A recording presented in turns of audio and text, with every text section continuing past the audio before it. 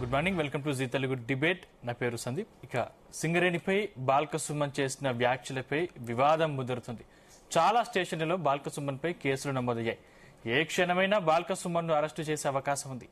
సింగరేణి ఆస్తులను తగలబెట్టి కూల్చివేయాలని, militant activity చేపట్టాలని పిలుపునిచ్చారు బాల్క సుమన్. ఈ వ్యాఖ్యలపై కాంగ్రెస్ నేతలు మండిపడ్డారు. ఆయనపై ఖైరతాబాద్ కాంగ్రెస్ కమిటీ నేతలు ఫిర్యాదు చేశారు. ఇదే అంశంపై ఇప్పుడు డిబేట్ లో చర్చిద్దాం. డిబేట్ లో మనతో పాటు పాల్గొంటున్నారు శ్రవణ్ కుమార్ గారు, అనలిస్టు, అదేవిధంగా దిలీప్ రెడ్డి గారు బీఆర్ఎస్ నుంచి, అదేవిధంగా జితేందర్ గారు కాంగ్రెస్ నుంచి, అదేవిధంగా బీజేపీ నుంచి స్వాతి గారు. ముందుగా దిలీప్ రెడ్డి గారు, మీ నుంచి స్టార్ట్ చేద్దాం. సో మీ పార్టీ అంటే ప్రధానంగా ప్రతిపక్షంలో ఉంది. అవును, ఇలాంటి టైంలో బాల్క సుమన్ చేసినట్టు వ్యాఖ్యలు మీరు సమర్థిస్తారా? బాల్క సుమన్ గారు తెలంగాణ బొగ్గుగని కార్మిక సంఘం మీటింగ్ ఒకటి భవన్లో జరిగింది. నేను కూడా మీటింగ్లో ఉన్నా. తన వ్యాఖ్యలు చేసినప్పుడు అక్కడ నేను కూడా కూర్చున్నా. అయితే ఏంటంటే తను అక్కడ ఉన్నటువంటి ప్రజల యొక్క ఆక్రోశాన్ని, ఆవేదన చెప్పే ప్రయత్నంలో తన స్టైల్లో తను చెప్పిండు. అయితే ఇప్పుడు మనం మాట్లాడుతూ అగ్గి రాజేస్తాం అని మీటింగ్లో అన్ని పార్టీ వాళ్ళు అంటే అగ్గి తీసుకుపోయి పుల్లగిక్కి పెట్టి అంతా అంటు పెట్టరు కదా. కానీ మీరు ఎక్కడ దందా చేస్తే హైవే దిగ్బంధించినా కూడా రైతులు ఎవరు రావట్లేదు. రైతులు రాని చోట మన వాళ్ళు ఎక్కువైపోతా ఉన్నారంటే రైతులతో పాటు మన వాళ్ళు ఎక్కువైపోతా ఉన్నారు అక్కడ అంటా ఉన్నారు. అంటే 60 మంది కార్యకర్తలు వచ్చారు అనుకో, సపోజ్ అందులో 50 పైచిలకు కార్యకర్తలు ఖచ్చితంగా రైతులనే ఉంటారు. అయితే మనం దీన్ని ఎట్లా చూద్దామంటే అసలు బాల్క సుమన్ గారు తను ఏంటంటే తన స్టైల్ తను చెప్పిండు. ఎందుకంటే ఒక ఉద్యమకారుడు, ఉద్యమంలో ఉన్నటువంటి నేత, ఉస్మానియా వేదికగా చాలా అనేక చోట్ల తన స్టైల్, తన పంత. ఇప్పుడు స్వతంత్ర ఉద్యమం తీసుకుందాం, భగత్ సింగ్ గారిది ఒక స్టైల్ ఉంటుంది. ఆ రోజు ఆజాద్ హిందూ ఫౌజన్ స్థాపించి నేతాజీ గారిది ఒక స్టైల్ ఉంటుంది, మిలిటెంట్ స్టైల్. అయితే గాంధీ గారిది ఎట్లుంటుంది, పీస్ ఉంటుంది. అంటే ఒక్కొక్క స్టైలు. తను చేసినటువంటి వ్యాఖ్యలు ఎక్కడ కూడా తన ఇన్స్పైర్ తీసుకుని ఎవరైనా పోయి మరి ఆ సింగరేణి ఏమైనా కాల్చిరా లేదు కదా, రైలు ఏం నిప్పు పెట్టిరా లేదు కదా. మనం దాంట్లో ఉన్నటువంటి ఎమోషన్ మాత్రం అర్థం చేసుకుని అది ఇంటర్నల్ గా జరుగుతున్నటువంటి ఒక మీటింగు. తను 30 నిమిషాలు సింగరేణిలో జరుగుతున్నటువంటి స్కామ్ల గురించి మాట్లాడిండు. హరీష్ రావు గారు చాలా క్లియర్ గా చెప్పిండు. అంటే సింగరేణిలో 1600 కోట్ల విలువైనటువంటి బొగ్గు స్కామ్ జరుగుతూ ఉన్నదని అని చెప్పిండు. దాని మీద మనం చర్చిస్తలేము. సింగరేణిలో నాడు బీఆర్ఎస్ ప్రభుత్వంలో జీవో 76 తీసుకొచ్చి అక్కడ సింగరేణి ల్యాండ్స్ లో ఎవరైతే వేరే వాళ్ళని నిర్మించుకున్నారో, ఇల్లులు నిర్మించుకున్నారో ఆ ఇల్లులో రెగ్యులరైజ్ చేసిరు అని చెప్పి మాట్లాడిర్రు. నైని బొగ్గు గనుల్లో ఎట్లా కుంభకోణం జరిగిందో నైని కోల్ స్కామ్ గురించి మాట్లాడిండు. దాని గురించి మనం చర్చిస్తలేము. అయితే అక్కడ ఇంకా ఒకటి సోలార్ స్కామ్ ఎట్లా జరిగిందో చెప్పిండు. సీఎం గారి బావమరిది స్కామ్లు ఎట్లా చేస్తా ఉన్నాడు సింగరేణిలో చెప్పిండు. ఈ అన్ని అంశాలను పక్కన పెట్టడానికి, ఈ అన్ని అంశాలను దృష్టి మరల్చడానికి కేవలం దీని మీదనే మనం కోడి గుడ్డు మీద ఈకలు పీకినట్టుగా మాట్లాడుతూ ఉన్నామని బెదిరింపులకు పాల్పడ్డారు. తను ఎక్కడ బెదిరించలే కదా. ఏం బెదిరించి ఎక్కడన్నా పోయి తన ముట్టడి చేసిండా లేదు కదా. తన స్టైల్లో తను చెప్పిండు. నేను చెప్పిన కదా అగ్గి రాజేస్తామని మాట్లాడేటప్పుడు అంటే తీసుకుపోయి నిప్పు పెట్టాం కదా. ఈరోజు అప్పుడు మనం ఉద్యమ సమయంలో ఏం మాట్లాడినాం, ఈరోజు తన్ని తరమాలే అని మాట్లాడినాం. కొందరిని ఎవరన్నా తన్ని మరి తరమంగా ఎప్పుడన్నా ఒక విజువల్ చూసినామా? అవి ఏంటంటే ఎమోషనల్ గా తను మాట్లాడడం జరిగింది. తను అంతవరకే తీసుకుంటే బాగుంటది కానీ దాని గురించి ఒక చర్చ. మరి అట్లంటే ముఖ్యమంత్రి గారు నిండు అసెంబ్లీలో ఏం చెప్తా ఉన్నాడు, ఒకనొక్కని తోడుకలు తీస్తా అని చెప్పి మాట్లాడారు. ఈరోజు మక్కన్ సింగ్ రాజ్ ఠాకూర్ గారు ఏం మాట్లాడారు, అడ్డొస్తే అడ్డంగా నరికేస్తామని మాట్లాడిండు. మరి వాళ్ళ మీద ఎందుకు కేసులు అయితే లేవు? ముఖ్యమంత్రి గారి మీద ఎందుకు కేసులు అయితే లేవు? ఈరోజు అనిరుద్ధ్ రెడ్డి గారు ఏం చెప్పారు, 11 గంటలకు పోతా అరబిందో ఫ్యాక్టరీ నేను పుల్లగికి నేనే అంటు పెడతా అన్నాడు. మరి తన మీద ఎందుకు కేసులు అయితే లేవు? ఇన్ని కేసులు ఎందుకైతే లేవు సుమోటోగా తీసుకుని కేవలం ఒక బాల్క సుమన్ గారి మీద ఎందుకు ప్రతిపక్షంలో అని చెప్పేసా? అంటే చట్టం అధికారంలో ఉన్నవాడికి ఒక చుట్టం అవుతుంది, ప్రతిపక్షంలో ఉన్నవాడి పైన కేసులు పెడుతుందా? అంటే మీరు చెప్పొచ్చేది ఏంటంటే నువ్వు నిజంగా సుమోటోగా తీసుకొని కేసులు పెట్టాలంటే సుమన్ మీద కాదు, ఇవి 420 హామీలు ఇచ్చి ఎగబెట్టినటువంటి ఈరోజు కాంగ్రెస్ ప్రభుత్వం ఉన్నటువంటి పెద్దల మీద కేసులు పెట్టు. ఈరోజు రాష్ట్ర ప్రజలకు ఆదర్శంగా ఉండాల్సినటువంటి ముఖ్యమంత్రి గారు మాటకు పోతే చిన్నపిల్లల దగ్గర పోతే కూడా గుడ్లు బీకి గోటిలాడతా, లాగుల తొండలు ఇడుస్తా, ఒక్కొక్కరిని తోడుకలు తీస్తా, ఇవన్నీ ఈ సంస్కృతి తీసుకొచ్చింది ఎవరని ముఖ్యమంత్రి గారు. మన ముఖ్యమంత్రి గారు ఎందుకు కేసులు అయితే లేవని చెప్పి ప్రశ్నిస్తా ఉన్నాము. వాళ్ళ మంత్రులు ఎమ్మెల్యే మీద ఎందుకు కేసులు అయితే లేవని చెప్పి ప్రశ్నిస్తా ఉన్నాము. ముందు వాళ్ళ మీద కేసులు పెట్టి ముఖ్యమంత్రి గారిని అరెస్ట్ చేసి లోపలేసి స్ఫూర్తిగా నెక్స్ట్ సుమన్ తీసుకపోతే మేమే తీసుకొచ్చి స్వాగతిస్తాం. అరే ముఖ్యమంత్రి గారు లోపలేసినావు కదా, నిజంగా నువ్వు చట్టం అందరికీ సమానంగా వర్తిస్తుంది కదా, సుమన్ గారిని కూడా తీసుకుపోమని మేమే వచ్చి సాధారణంగా పంపిస్తాము. ఈరోజు వాళ్ళకొక న్యాయం మాకొక న్యాయమా? ఈ రోజు ఖచ్చితంగా ప్రజలంతా చూస్తా ఉన్నారు. సుమన్ గారు చేసినటువంటి వ్యాఖ్యలను మీరంటా ఉన్నారు. తను అక్కడ ఉన్నటువంటి బాధ ఆక్రోశాన్ని వెలగూర్చే ప్రయత్నంలో చేసిండని చెప్పి మేమంటా ఉన్నాము. దాన్ని అక్కడ వరకు తీసుకుంటే బాగుంటుంది తప్ప చిలువలు పలువలుగా కోడిగుడ్డు మీద ఈకలు వీకే ప్రయత్నం మానేయాలని చెప్పేసి ఇప్పటికైనా ఈ డీజీపీ గారికి పోలీసులకు విజ్ఞప్తి చేస్తా ఉన్నాము. ఓకే, శ్రవణ్ కుమార్ గారు. Hello, good morning sir. నా వాయిస్ వినిపిస్తుందా? చాలా లో వాయిస్ వినిపిస్తుంది సార్. ఇప్పుడు ఓకేనా? ఇప్పుడు వినిపిస్తుందా? పర్లేదండి, చెప్పండి, అడగండి. సో నిన్న బాల్కసుమన్ కొంతమేర అక్కడ ప్రజల్ని ఉద్దేశించి కొన్ని వ్యాఖ్యలు చేశారు. అది కాంగ్రెస్ నాయకులు సీరియస్ గా తీసుకున్నారు, కేసులు కూడా పెట్టారు. సో ఇది రాజకీయంగా ఏ పార్టీకి లబ్ధి చేకూరే అవకాశం ఉంది, ఏ పార్టీ నష్టపోయే అవకాశం ఉంది? బాల్కసుమన్ మాట్లాడిన మాటలు కరెక్ట్ అంటారా? రాజకీయ లాభాలు అనేది ఇప్పుడు నేనైతే సెకండ్ ఫ్లాట్ చేసి అసలు ఇది వాక్యాల మీద ఎలాంటి చర్యలు తీసుకోవాలి, చట్టపరమైనటువంటి విశ్లేషణ చేయాలనేది నా ఉద్దేశం. ముఖ్యంగా ఈ బల్క సుమన్ గారు మాట్లాడినటువంటి తీరైతే ఆక్షేపణీయమే, చట్టబద్ధంగా శిక్షించాల్సిందే, కేసులు పెట్టాల్సిందే. ఎందుకంటే అంత బహిరంగంగా ఆ తరహా పిలుపు ఇవ్వడం అనేది ప్రజాస్వామ్యంలో ఉద్యమ తీరు కాదు, ప్రశ్నించే తీరు కూడా కాదు. అది మీరు అంటే తెలంగాణ ఉద్యమ తీరులో జరిగిన విధానాలు వేరుగా ఉంటాయి. ఇప్పుడు పిలిపించినటువంటి విధానం, ఆ విధానానికి మన సమస్య పరిష్కారానికి ప్రజాసంబద్ధంగా తీసుకురావాలి.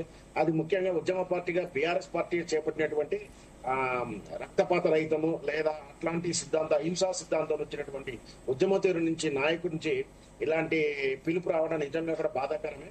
ఖచ్చితంగా చర్యలు తీసుకోవాల్సిందే. కానీ మరి ఇతని మీద మాత్రమే ఎందుకు చర్యలు తీసుకుంటుంటారు? గతంలో మాట్లాడిన వారి మీద చర్యలు తీసుకో, వాళ్ళకు వర్తించవా చట్టాలు అనేది నా ప్రశ్న ఇక్కడ. ముఖ్యంగా అంటే మీకు అనుకూలంగా ఉన్నప్పుడు వాళ్ళ మీద మాత్రమే వాక్యాలు వినిపిస్తాయి, వాటి మీద కేసులు పెడతారు. లేదంటే మీ ప్రతిపక్ష పార్టీలో మేము ప్రశ్నించే వాళ్ళ మీద మాత్రం కేసులు పెడతారా? గతంలో తీర్మార్ మల్లన్న పార్టీ ఆఫీస్ మీద దాడి చేసినటువంటి కవిత గారి అభిమానుల మీద ఏ పార్టీ కేసులు పెట్టారు, ఏ పార్టీ అంటే దాడి చేసిన వారు, దాడికి పిలుపునిచ్చిన వారి మీద ఎందుకు కేసులు పెట్టలేదు, వాళ్ళని ఎందుకు అరెస్ట్ చేయలేదని ఇక్కడ ఒక ప్రశ్న. రెండవది, అల్లు అర్జున్ గారి ఇంటి మీద దాడి చేశారు గుండాలు. ఓయూ విద్యార్థుల పేరు మీద గుండాలు దాడి చేస్తే వాళ్ళ మీద స్టేషన్ బెయిల్ పెట్టి వదిలేయడం, ఇది ఎంతవరకు? ఇది చట్టం తీరు ఇలానే ఉంటుందా? ఉండాలని ఎంకరేజ్ చేస్తారా? వాళ్ళని మీ పార్టీ కళలు మీ స్టేజింగ్ లో చెప్పుకుంటారా? అల్లు అర్జున్ ఇంటి మీద దాడి చేసినటువంటి కిరాయి మూకలు వాళ్ళని ఏ విధంగా చర్యలు తీసుకున్నారో నేను ప్రశ్నిస్తాను. ఇంకొకటి, నిన్నగాక మొన్న కరీంనగర్ లో బీఆర్ఎస్ పార్టీ ఆఫీస్ మీద, ఆ కార్యాలయం మీద, ఎమ్మెల్యే కార్యాలయం మీద, పావని గౌడ అనేటువంటి కార్యకర్త మీద దాడి చేసినటువంటి ఆ గుండాల మీద ఏ పార్టీ చర్యలు తీసుకున్నారని కూడా ప్రశ్నించాల్సి వస్తుంది. అంటే ఉద్యమం అంటే కొట్టండి, దాడి చేయండి, పిలిపించిన మీద చర్యలు తీసుకోవాల్సి వస్తున్నప్పుడు మళ్ళీ స్పష్టంగా చెప్తున్నాను, దాడి చేయండి అని పిలిపించినటువంటి వారి మీద చర్యలు తీసుకోవాల్సి వచ్చినప్పుడు దాడి చేసిన వారి మీద మీరు ఏ విధమైన తీవ్రమైనటువంటి జవాబుదారీగా ప్రవర్తించాలనేది రేవంత్ రెడ్డి గారు ప్రశ్నించాలి. ముఖ్యమంత్రిగా, రాష్ట్ర హోంశాఖ మంత్రిగా ఆయన బాధ్యతమైన సమాధానం చెప్పాలి. ఖచ్చితంగా అలా బల్క సుమన్ గారు చట్టవిరుద్ధంగా పిలుపునివ్వడం, దాడి చేయడం చెప్పడం, ముఖ్యంగా రైల్వే అంటే వాళ్ళకి సపరేట్ చట్టం ఉంటుంది. అంటే మన పోలీస్ యాక్ట్ అక్కడ పనిచేయదు, వాళ్ళ యాక్ట్స్ ఉంటుంది. ఆ కేసుల తీవ్రత కూడా చాలా పెద్దగానే ఉంటుంది. అట్లాంటి సంస్థల మీద కూడా ఆయన దాడి చేయాలని పిలవడం అనేది నిజంగా హేతుబద్ధమైనది కాదు. నేను ఖచ్చితంగా ఖండిస్తాను, అరెస్ట్ చేయాలని. కానీ ఈ అరెస్టు చేస్తున్నప్పుడు వాటి సంగతి కూడా ప్రశ్నించాల్సి ఉంటుంది. అక్కడ లేని ఆ చట్టం తీరు ఇక్కడ ఎందుకు ప్రవర్తించాల్సి వస్తుంది? పాలకులు అందరినీ సమానంగా చూడాలి కదా. ఇకపోతే రేవంత్ రెడ్డి గారు సందర్భాలు చాలా ఉన్నాయి. అసెంబ్లీ సాక్షిగా తొండలేస్తాం, తొక్కుతాం, తోలు తీస్తాము, ఒక్కొక్కరిని ఇరగదీస్తాను. ఆయన మరి తలారి అనుకుంటున్నాడో అర్థం కాదు. ఆయన రాష్ట్ర ముఖ్యమంత్రి మాత్రమే, హోంశాఖ ప్రతినిధి మాత్రమే. శిక్షలు వేయడానికి చట్టాలు ఉన్నాయి, కోర్టులు ఉన్నాయి, కోర్టు పరిధిలో శిక్షలు ఇస్తారే. శ్రవణ్ కుమార్ గారు, నేను మళ్ళీ మీతో మాట్లాడతాను. పర్మిటే ఉంటుంది కానీ తోలు తీసేయడం, చొక్కలు. శ్రవణ్ కుమార్ గారు, ఓకే, మళ్ళీ మీతో మాట్లాడతాను. జితేంద్ర గారిని మళ్ళీ మీ దగ్గరికి వస్తాను. ఒకసారి మీ దగ్గరికి వచ్చే ముందు ఒకసారి స్వాతి గారి దగ్గరికి వెళ్దాం. స్వాతి గారు, గుడ్ మార్నింగ్. గుడ్ మార్నింగ్ అండి. సో ఏం చెప్తారు బాల్క సుమన్ చేసినటువంటి వ్యాఖ్యల మీద మీ పార్టీ అభిప్రాయం ఏంటి? ఇక్కడ పార్టీ అభిప్రాయాలు పక్కన పెట్టి ఆయన ఇంతకు ముందు మాజీ ఎంపీ, అలాగే మాజీ ఎమ్మెల్యే కూడా. అంటే ప్రజాప్రతినిధి అంటే ఏంటండి? ప్రజలందరూ ఒక ఇన్స్పిరేషన్ గా చూస్తారు. అటువంటి వ్యక్తి మాట్లాడాల్సినటువంటి మాటలేనా ఇవి? ఈవేళ ఆయన మాటలు తీసుకొని తెలిసి తెలవకుండా ఆయన్ని ఫాలో అయ్యేటటువంటి వాళ్ళు ఏమన్నా చేయకూడని తప్పులు చేస్తే అంటే దానికి ఎవరు కాంగ్రెస్ రెస్పాన్సిబుల్? ప్రభుత్వం తీసుకున్నటువంటి కార్యక్రమం నిరసనగా మేము పిలుపుని మాత్రమే ఇచ్చాము అని చెప్పేసి ఆక్రోశం మాత్రమే ఉందని చెప్పేసి బీఆర్ఎస్ నాయకులు చెప్తారు. ఆక్రోశం ఉంది అని అంటే ఇప్పుడు ఒక లీడర్, ఆయన ప్రజాప్రతినిధి అలా మాట్లాడకూడదు, చాలా తప్పు. నేను అనేది అదే, ఇప్పుడు చేయకూడని ఒక ఆయన ఫాలోవర్స్ ఎవరైనా చేయకూడని తప్పులు ఏమైనా చేస్తే అవన్నీ గవర్నమెంట్ కి సంబంధించినటువంటి ప్రభుత్వ భవనాలు, వాటికి ఏమైనా ఇబ్బంది అయితే ఎవరు రెస్పాన్సిబుల్? అది ప్రజలకి సంబంధించినటువంటి ప్రాపర్టీస్, గవర్నమెంట్ కి సంబంధించినటువంటి ప్రాపర్టీస్. కొన్ని లక్షల మంది సింగరేణిలో ఈవేళ పనిచేస్తున్నారు, వాళ్ళందరి జీవనోపాధి, అది ఎఫెక్ట్ అవుతుందా లేదా? అలాగే ఇంకొకటి చెప్పాలి అంటే, బాల్కా సుమన్ గారి గురించి చెప్పాలంటే ఇదేం కొత్త విషయం కాదండి. ఆయన ఆల్రెడీ ఇటువంటి అగ్రెసివ్ మాటల్ని, రెచ్చగొట్టే మాటలు మాట్లాడినటువంటి సన్నివేశాలు చాలా ఉన్నాయి. ఆయన మీద చాలా కేసులు ఉన్నాయి. మీకు ఎగ్జాంపుల్ చెప్తాను. మున్సిపల్ ఎలక్షన్ ప్రొటెస్ట్ కేసు ఒకటి ఉంది, రాయదుర్గం అన్లాఫుల్ అసెంబ్లీ కేసు ఒకటి ఉంది, అలాగే Kathepalli municipal violence stone pelting case కూడా ఉంది. ఇవన్నీ అంటే రాజకీయ నాయకుల మీద కేసులు సహజం కదా, సహజం అయ్యుండొచ్చు. సహజమని మనం సహజమని అలా వదిలేస్తే ఎలాగండి? రాజకీయ నాయకులే ఇలాంటి పనులు చేసి కేసులకి గురి అవుతూ ఉంటే మరి సామాన్య ప్రజలు వాళ్ళ నుంచి ఎలాంటి బిహేవియర్స్ ని నేర్చుకుంటున్నారు? మీరు రాజకీయ నాయకులుగా ఎందుకు వచ్చారు? ఎందుకు ప్రతినిధులు అయ్యారు? మీరు ఒక ప్రాంతానికి ప్రతినిధులు అయ్యారంటే ప్రాంతంలో ఉండేటటువంటి ఇబ్బందుల్ని, సమస్యల్ని సరిచేయాలి, ప్రజలకి అండగా నిలుచోవాలనే కదా.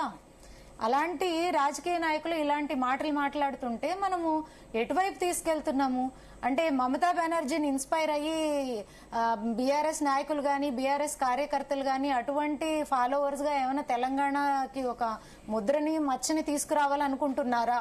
అక్కడ క్లియర్ గా కనిపిస్తుంది కదా. సో ఇవి ఆలోచించి మాట్లాడాలి.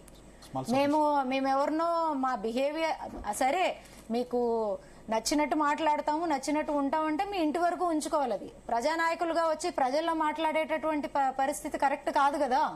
ఇది ఆలోచించుకోవాలి. అది ఏ పార్టీ అయినా అవనివ్వండి, ఏ నాయకులన్నా అవనివ్వండి, ప్రజల నాయకులుగా ప్రజల గురించి, ప్రాంతం గురించి ఆలోచించాలి. వాళ్ళకి మంచి చేసేలాగా, మంచి నిలిపేలాగా మాట్లాడాలి. గాని రౌడీల్లాగా, గుండాల్లాగా మాట్లాడితే ఎంతవరకు కరెక్ట్? ఇది కంపల్సరీ ఆయన మీద యాక్షన్ తీసుకోవాలి, అరెస్ట్ చేయాలి. మళ్ళీ దాని గురించి ఆలోచించడం ఏంటండి? ఇమీడియట్ గా అరెస్ట్ చేయాలి అటువంటి నాయకుల్ని. రైట్ రైట్ జితేందర్ గారు, సో ఏం చెప్తారు? గుడ్ మార్నింగ్ అండి. ప్యానెల్ లో ఉన్న వారందరికీ నమస్కారాలు. ఇది సభ్య సమాజం సిగ్గుపడేలాగా ఉందండి సమస్యలంతా. ఈ రోజు ఎంతో మంది బలిదానం వల్ల ఈ రోజు రాష్ట్రాన్ని తెచ్చుకున్నాం. అందరు పనిచేసిండ్రు, వాళ్ళు పనిచేసిండ్రు, మనం పనిచేసినాం.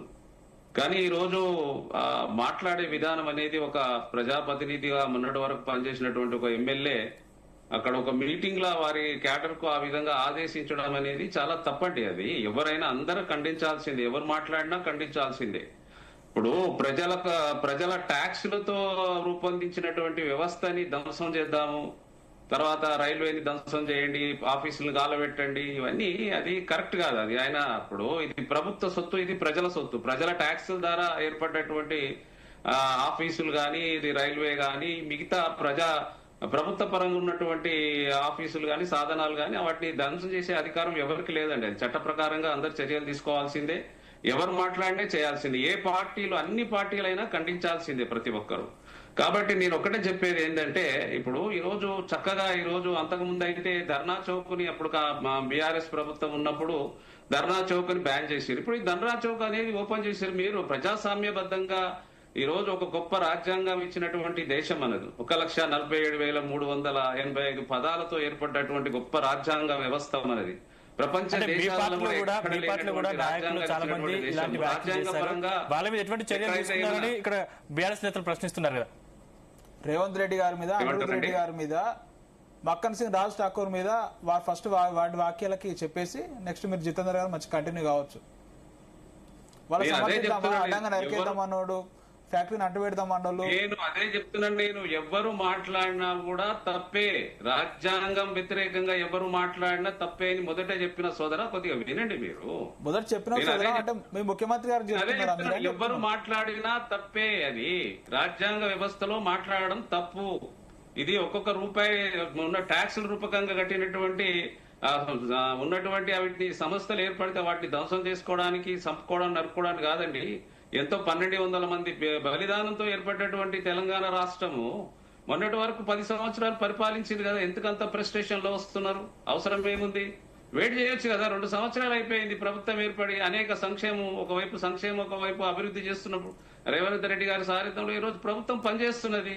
మీకు ప్రజాస్వామ్యబద్ధంగా మీరు నిరసన తెలపడానికి అన్ని వసతులు కల్పించినాం కదా. మేము ధర్నా చౌకుల్ని బ్యాన్ చేయలేదు కదా. ఎక్కడ ఎవరిని ప్రభుత్వ పరంగా మీరు కోర్టును ఆదేశించండి, కోర్టుతో దార తెచ్చుకోండి, లేకపోతే గవర్నమెంట్ కు అప్పీల్ చేసుకోండి, పోలీసు వ్యవస్థకు అప్పీల్ చేసుకొని ధర్నా చేయండి. దాన్ని మీరు ప్రజాస్వామ్య పత్రిక ముఖంగా రండి, ఎలక్ట్రానిక్స్ మీడియా ప్రింట్ ముఖంగా రాని వచ్చి చెప్పండి. చెప్తే ఏదైతే బాగుంటది. ఎవరు చేసినా ప్రజాస్వామ్య వ్యతిరేకంగా అది తప్పే అని చెప్తున్నాం మేము. ఎవరికి హక్కు లేదు ఈ ప్రజాస్వామ్యబద్ధంగా ఏర్పడి ట్యాక్సుల రూపకంగా మరి సంస్థలు ఏర్పరచుకున్నప్పుడు వాటి పగలగొడతాం, తర్వాత కాల పెడతాం అనే పదాలు అనేటివి అందరు ఖండించాల్సిందే. చంపుకోవడం, నరుక్కోవడం అది వేరే వారు, కానీ ప్రజలకు సంబంధించింది కాల పెడతాం చాలా మేము ఖండిస్తున్నాం. దాన్ని చర్య తీసుకోవాల్సిందే. ఏ పార్టీ వ్యక్తులు మాట్లాడినా ప్రజాస్వామ్యబద్ధంగా కేసులు పెట్టాల్సిందే, చేయాల్సిందే. నేను ఎవరిని గురించి నేను మాట్లాడుతున్నాడు, కాంగ్రెస్ వాళ్ళైనా సరే, బీజేపీ వాళ్ళైనా సరే, బీఆర్ఎస్ వాళ్ళైనా సరే, అందరి మీద కేసులు పెట్టాల్సిందే ప్రజాస్వామ్య వ్యతిరేకంగా, చట్టానికి వ్యతిరేకంగా మాట్లాడితే. కాబట్టి ఇది మరి కేటీఆర్ గారు, కేసీఆర్ గారు ఆలోచన చేయాలి. ఇలాంటి వ్యక్తులు చేసుకుంటే వారి పార్టీకి నష్టం జరుగుతుంది, రాబోయే కాలంలో ఇబ్బందులు ఎదురవుతాయి.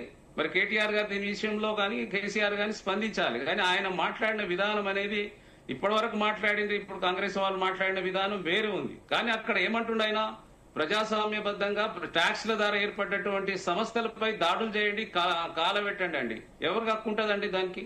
కాబట్టి ఇది చాలా తప్పు. కఠినమైనటువంటి చర్యలు తీసుకోవడం జరుగుతుంది. ఇప్పుడు రేవంత్ రెడ్డి గారి నాయకత్వంలో ఈ రోజు మన ఇక్కడ ఉన్నటువంటి ఎవరిని వదిలేదు లేదు, ఏ కేసును కూడా వదిలే ప్రసక్తి లేదు. శాంతి భద్రత విషయంలో కానీ ఎవరు చేసినా కూడా అది తప్పు అవుతుంది, శిక్షించాల్సిందే, కేసులు పెట్టాల్సిందే. అంటే కేసులు అనేవి కేవలం ప్రతిపక్ష పార్టీలకే వర్తిస్తాయా, లేకపోతే కాంగ్రెస్ నాయకు వర్తిస్తా అని చెప్పేసి కేసులు మీ మీద ఎందుకు అయితే లేవండి? ఈ రోజు ఇద్దరు ఎమ్మెల్యేలు ముఖ్యమంత్రి బయట ఇప్పుడు ఒక వ్యక్తి మీద మీకు ఈ రోజు ప్రజలు, ప్రభుత్వము, ప్రజాప్రతినిధి, 3 అంచెల వ్యవస్థ అనేది ప్రజాప్రతినిధి అనేది ఇట్ ఈస్ మీడియేటర్ అండి. ప్రభుత్వం ఉంది కదా, ప్రభుత్వ అధికారులు, పోలీసు వ్యవస్థ అంతా ఉంది కదా. ఎమ్మెల్యేల మీద కేసులు పెట్టొద్దనట. చట్టం అందరు సమానమైన 3 అంచెల వ్యవస్థ అయినా 30 అంచెల వ్యవస్థ అయినా చట్టం అందరు సేమ్ ఉంటది. ఇప్పుడు కేసులు చట్టం రాజ్యాంగం అందరూ సేమ్ ఉంటది కదా. మరి మా కేసులు ఎందుకు తీసుకుంటలేరు? ఈ రోజు రేవంత్ రెడ్డి గారి మీద మా నాయకులు ఇచ్చిన కేసులు ఎందుకు తీసుకుంటలేరు? మీ ఎమ్మెల్యేల గారి మీద మా నాయకులు ఇచ్చిన కేసులు ఎందుకు తీసుకుంటలేరు? కేవలం సుమోటోగా తీసుకొని కేసు పెట్టు అని చెప్పి ఇద్దరు ఎమ్మెల్సీ వ్యవస్థ ఇప్పుడు రాజ్యాంగం లోపడే వ్యవస్థ పనిచేసేది. సోదరుడు విను, నేను చెప్పిన నీకు ప్రజాస్వామ్య విషయం. ఇప్పుడు మనది 3 అంచెల వ్యవస్థ. ప్రజాప్రతినిధులు అనేది మీడియేటర్ సోదరాయిగా ప్రభుత్వం ఉంది కదా, ప్రభుత్వ అధికారులు ప్రభుత్వం అనేది చట్టం ఎవరు చుట్టమైతుందని ఇక్కడ ప్రశ్న సోదరా. ఈ రోజు మీ నాయకులు ఎందుకు కేసులు అయితే లేవు? కేవలం మా నాయకులు ఎందుకు సుమోటోగా తీసుకుని కేసులు పెడతా ఉన్నాం, ప్రశ్నిస్తా ఉన్నాము. ఈ రోజు మీ మీద ఎందుకు కేసులు అయితే లేవు ఫస్ట్ చెప్పండి. అంటే డీజీపీ గారు వాళ్ళు ఇచ్చినటువంటి కేసులు, వాళ్ళపైన ఇచ్చినటువంటి కేసులు ఎవరి మీద చర్యలు తీసుకోరు. వాళ్ళే కాదు, వాళ్ళ ఫ్రెండ్స్ పైన ఇక మళ్ళీ ఏమో పేరు తీసుకోవద్దని ఒక గ్యాగ్ ఆర్డర్ తెచ్చుకున్నాడు కదా, వాళ్ళ మిత్రులకు సంబంధించిన వారిపైన కూడా పెద్ద పెద్ద పోక్సో లాంటి కేసులలో కూడా వాళ్ళు అనుకున్నప్పుడే అరెస్టులు అవుతాయి. 9 రోజుల దాకా ఎటువంటి యాక్షన్ గానీ ఏం జరగదు. అంటే ఇట్లా నడుస్తా ఉన్నది. ఈ రోజు మన సోదరు మాట్లాడుతూ ఏం చెప్తా ఉన్నది, కేతపల్లి మున్సిపాలిటీ అని చెప్పి. కేతపల్లి కాదమ్మా, అది కేతన్పల్లి. 56 రోజులు చాలా మెజార్టీ వచ్చినటువంటి అక్కడ కమ్యూనిస్టులకి, బీఆర్ఎస్ కి సంపూర్ణ మెజార్టీ వచ్చి అక్కడ మున్సిపల్ చైర్మన్ పీఠాన్ని కైవసం చేసుకోబోతున్నటువంటి ఈ పార్టీల మీద దమననీతి ఏ విధంగా జరిగింది, ఆ రోజు అక్కడ మంత్రి వివేక్ గారు ఎట్లా చేసిరు అని చెప్పేసి చూస్తే, ఆ రోజు బాల్కసుమన్ గారి కేసులు ఏ విధంగా తన మీద పుటప్ చేసి తనను ఆదిలాబాద్ జైల్లో ఏ విధంగా పెట్టి హింసించిన చూసినాం. అయినా కానీ చివరికి న్యాయం గెలిచిందమ్మా. అక్కడ చూడండి, బాల్కసుమన్ గారి పైన ఉద్యమంలో 226 కేసులు అయినాయి. మేబీ సోదరికి ఆ కేసుల గురించి అవగాహన లేనట్టుంది అప్పటికి. మేబీ అప్పటి డాటా కాకుండా ఏదో మొన్నటి కేతన్పల్లి ఈ మున్సిపాలిటీ ఎన్నికలు ఉద్యమ నాయకుడు అయినప్పుడు ఒక ప్రజానాయకుడుగా ఇలాగ మాట్లాడడం ఎంతవరకు కరెక్ట్ చెప్పండి? బండి సంజయ్ గారు తల్లిని, తండ్రిని, కేసీఆర్ గారిని, కేసీఆర్ గారి భార్యను, కేటీఆర్ గారిని ఉన్న వాళ్ళందరూ అవమానించారు. దాని గురించి మాట్లాడండి. ముందు ఇండివిజువల్ గా కాదండి, ఏ లీడర్ అయినా సరే, ఏ లీడర్ అయినా ఖండించాల్సిందే. తన నలుపు తన గురువు దగ్గర తెలియనట్టు వాళ్ళు మాట్లాడుతూ ఉన్నారు. తాను చెప్పింది ఏంటి, ఒక ప్రజా సమస్యల మీద వ్యక్తిగతంగా ఎవరి మీద మాట్లాడిందా సుమన్ గారు? బండి సంజయ్ గారు కూడా ప్రజా సమస్యల మీదే మాట్లాడతారు. అంటే ప్రజా సమస్యల మీదే మాట్లాడతారు. ఇప్పుడు నువ్వు కేసీఆర్ గారికి గుర్తు అనేది ప్రజా సమస్యనా, లేకపోతే నువ్వు కేసీఆర్ కొడుకువే అయితే ప్రజా సమస్యనా అమ్మా? చెప్పండి, ప్రజా సమస్య ఏంటిదమ్మా? నిన్న బాలకసుమన్ గారు మాట్లాడింది బొగ్గుగని కార్మిక సంఘం సంబంధించి ఆ నాయకులకు వాళ్ళకు ఉన్నటువంటి కష్టాల మీద మాట్లాడింది. అదొక ప్రజా సమస్య. బొగ్గు గనుల కార్మికుల సమస్య గురించి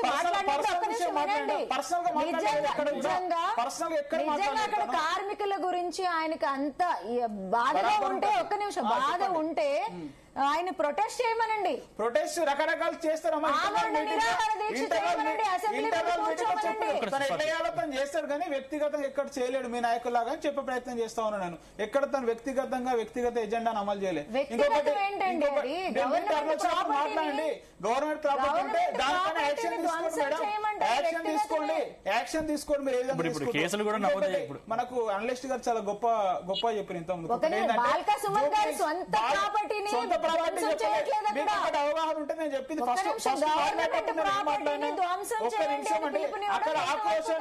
ఆక్రోశాన్ని మాత్రం వెళ్ళగట్టి అగ్గిరాజేస్తామని మాట్లాడతారు. అగ్గిరాజేస్తామని మాట్లాడితే అగ్గి పెడతారని అడుగుతా ఉన్నా. ఈరోజు తన్ని తరిమేస్తారని మాట్లాడితే తన్ని తరిమి అడుగుతా ఉన్నాము. బరాబర్ మీరు పరిపాలించేటటువంటి ప్రాంతం గురించి పోరాడండి. బరాబర్ పోరాడతారమ్మా.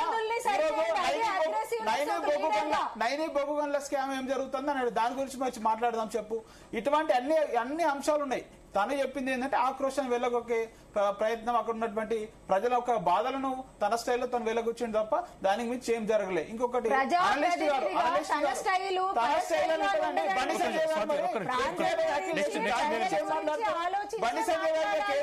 బండి సంజయ్ గారు చాలా నీచంగా మాట్లాడండి. వ్యక్తిగత విమర్శలు ఎటువంటి అక్కడ ఏ సమస్యకు సంబంధించో ప్రజలకు సంబంధించి దాని మీద ఎటువంటి కేసులు కావు, ఎందుకంటే ఇక్కడ ఫ్రెండ్ ఉన్నాడు కాబట్టి. ఇక అనలిస్ట్ గారు మాట్లాడి చాలా గొప్ప చెప్పారు. జూబ్లీ హిల్స్ తన అల్లు అర్జున్ గారి ఇంటి మీద జరిగినటువంటి దాడి గురించి. జూబ్లీ హిల్స్ ఏంటి, అల్లు అర్జున్ గారి ఇంటి మీద దాడి జరిపింది ఎవరు? ఓయి విద్యార్థి రెడ్డి సీను. సో నా మిత్రుడే. రెడ్డి సీను దాడి జరిపితే ఏం చేయాలి అట్లాంటి వాళ్ళు, లేకపోతే రేవంత్ రెడ్డి ఎంకరేజ్ చేయొద్దు.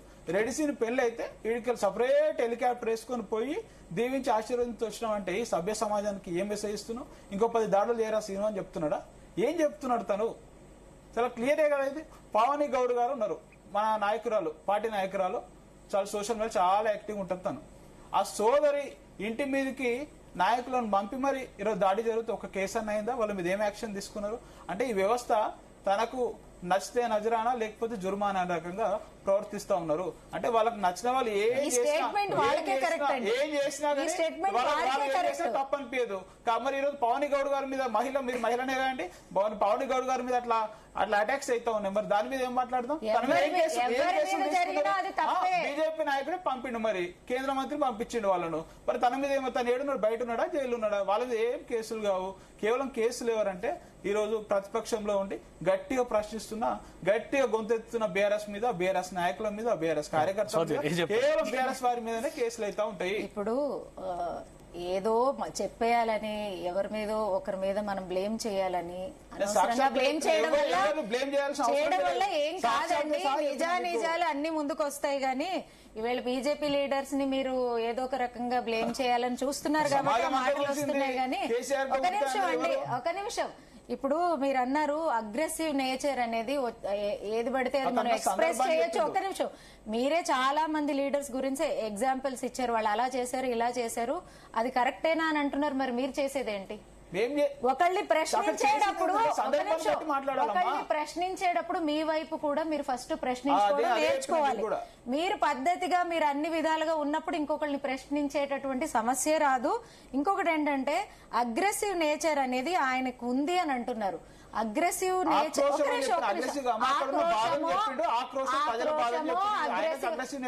మీ లీడర్ అగ్రెసివ్ లీడర్ ఆయన చెన్నూరు మండలంలో మీరు చెన్నూరు కూడా వెళ్లి ప్రజలను అడిగితే వెళ్ళొచ్చారు కదా. ఒక నిమిషం సార్ వినండి. ఇప్పుడు ఆయన ఎందుకు ఎంపీగా ఎమ్మెల్యేగా ఒక ప్రాంతాన్ని పరిపాలించి కూడా ఇవాళ ఓడిపోయాడంటే ఆ ప్రజల్లో ఆయన మీద ఉండేటటువంటి ఒక ఆలోచన మారిపోవడం వల్లే కదా.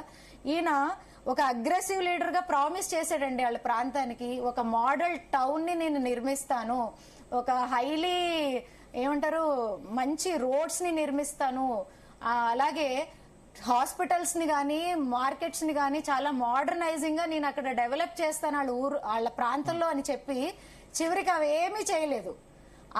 ఆ విషయంలోనే సక్సెస్ ఇవ్వలేని లీడరు ఈవేళ ఇవన్నీ మాట్లాడుతున్నాడు. ఇవి కూడా ప్రజలు ఆసుపత్రి చూపిస్తా. సుమన్ గారు పోకముందు కేతన్పల్లి గానీ చెన్నూరు గానీ మున్సిపాలిటీలు ఎట్లున్నాయి, సుమన్ గారు పోయిన తర్వాత ఎట్లున్నాయి, మీ కెమెరా పట్టుకొని పోదాము. సుమన్ గారు ఎన్నికైనాక తర్వాత ఎంత అభివృద్ధి చేశారు ఆ ప్రాంతం మీద అవగాహన ఉన్న వ్యక్తిగా చెప్తాను. అభివృద్ధి ఒకటే అభివృద్ధి ఒకటే కేసీఆర్ గానే ఓడగొట్టారు కదా. చాలా మంది ఫ్యాక్టర్స్ ఉంటాయి.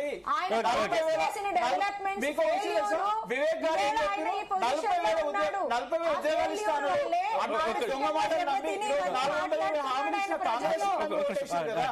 ఆ రోజు దొంగ హామీలు ఇచ్చిన కాంగ్రెస్ ను చూసి కొట్టేసినాడు. సుమన్ గారు బాగా చేయలేరని కాదు, సుమన్ గారు చేసినటువంటి ఆసుపత్రి గానీ రోడ్లు గానీ అక్కడ ఉన్నటువంటి భవనాలు గానీ అసలు ఆ చెన్నూరు చరిత్రలో కూడా అంత అభివృద్ధి ఎప్పుడు జరగలేదు. అంత అభివృద్ధి చేసిన నాయకుడు సుమన్ గారు. ఎందుకంటే కేసీఆర్ గారికి చాలా దగ్గరగా ఉండి చాలా చనువుగా ఉన్నటువంటి వ్యక్తి కాబట్టి విపరీతమైనటువంటి నిధులు తీసుకుపోయి అభివృద్ధి చేసిండు.